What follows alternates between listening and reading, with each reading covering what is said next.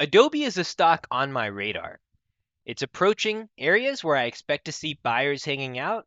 The last time we touched these levels were 2018 to 2019, and I think Adobe's business has changed dramatically since then. And now I'm quite interested in Adobe for a buy the dip setup here. At these 625 levels, Adobe seemed overvalued. Now all of a sudden, it feels like Adobe, in spite of all of its shortcomings, is entering a place where you could justify the risk to reward here. In today's video, we're going to do exactly that. Use the monthly time frame, the weekly time frame, and then the daily time frame to try and make sense of Adobe's chart, both from a technical analysis standpoint along with fundamentals. So we're going to look at a complete picture here inside of Adobe. The goal is to try and build a case here. Can we build a case to be alongside buyers here of Adobe? If yes, then we'll switch to intraday time frame charts where we'll see, can we actually take advantage of this volatility inside of this zone that we're going to mark out. Now, first off, let's talk about this zone. This is a zone formed from the high to low in that December 2018 sell-off, for those of you who remember that time period. It's about a $70 zone, which I'll admit is a little bit wider than I would like. I tried to pinpoint it down, but keeping it in this $70 zone I think affords you the most flexibility. Now, one thing to keep in mind, with yesterday's price activity and today supporting it, we've now made a new 5-year low. So any auto algos that might trigger here as a result of making new lows for buy the dip setup in S&P 500 stocks, I think are now going to start to trigger as we hit some of these key levels. Now, the first thing you should be asking yourself is, well, why is Adobe selling off? Well, very clear pessimism. And for those of you who use Adobe products, you should have noticed somewhat of a decline in their products ever since they went into that Creative Cloud ecosphere. While as a user, the Creative Cloud is not ideal, as a company, Creative Cloud has now allowed Adobe to enter the subscription space. And we now have some real numbers to compare 2018 to right now to see, well, the stock price is entering the same price as it was then. Is the business growing or is the business declining? At this period, the price in Adobe grew as a result of the optimism, the growth rate where people thought Adobe could get to. Now, of course, people are very much in that pessimism zone. However, is that a little bit overdone? Do we have opportunities here? So the best way I think to answer that is to look at numbers. So back in 2018, the revenue at this period for Adobe was close to the 9 billion mark. Currently, revenue in Adobe is close to the 23 billion mark.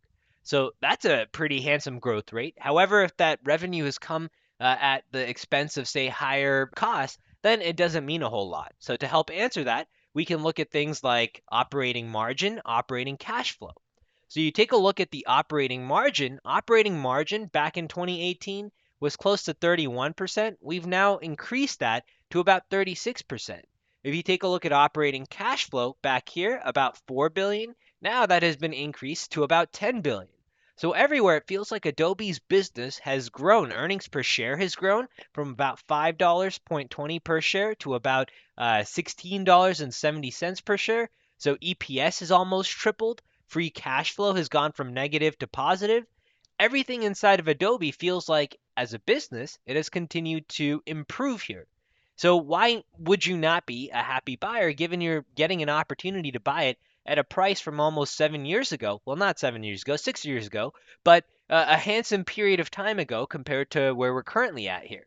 And we also have earnings coming up. So is earnings going to be a negative catalyst to get us closer to the 200 zone? Or is it going to be a positive catalyst now that we've really overdone the sell side activity here inside of Adobe? So let's zoom in. Let's come into the weekly time frame next and see if we can piece together any clues. I'm also going to layer in our typical indicator set here to try and use technical indicators to get an idea of what's happening in Adobe. Inside of Adobe, and actually, let's use this first on the monthly time frame before we come back down. On the monthly time frame, all I want to point out is our market trend is currently in a market stage of deceleration. Beyond that, I don't see any other clear clues. So I did need to come down and take a look at the weekly time frame next. We're just going to keep narrowing down our focus here. On the weekly time frame, here's what stands out to me.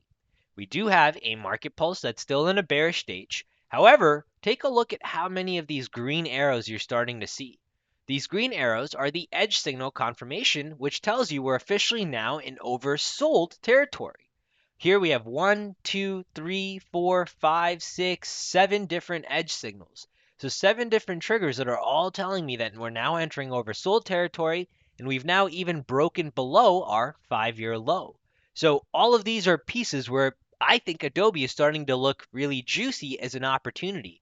I am a happy buyer anytime we get some sort of an edge, some sort of a clue that we want to try and get long. And I'll show you what that looks like in just a second.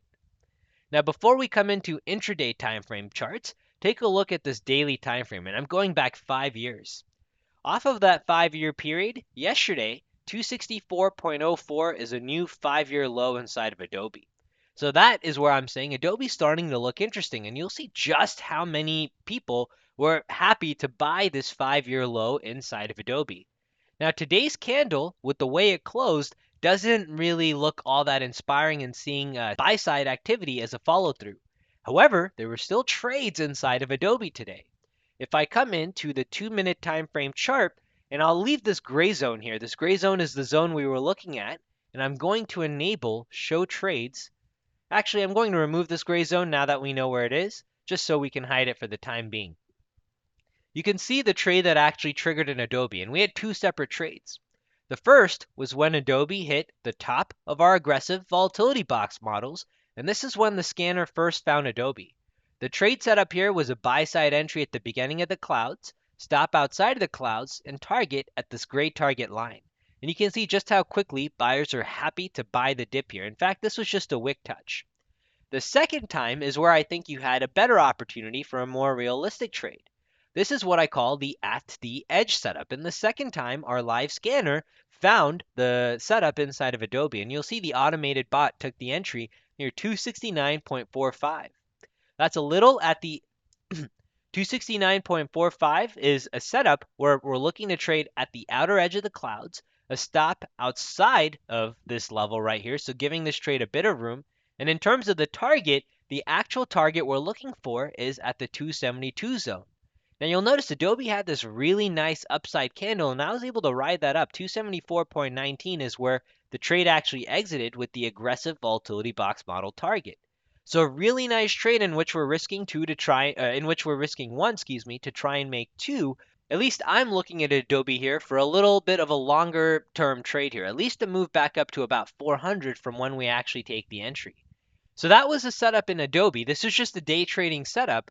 However, keep in mind we do have that longer term bias, and earnings is coming up. Earnings is coming up on March 12th, and I'll leave it up to you to decide to do a little bit more of a deeper dive in the fundamentals to see, are you happy buyers of Adobe before earnings, or would you prefer to wait for earnings to pass before you start to dip your toes, if at all, inside of a stock like Adobe? Let me know. I'd be curious. I think it's starting to look like a really juicy opportunity. Take care, everyone. Good luck trading, and I'll see you in our next update.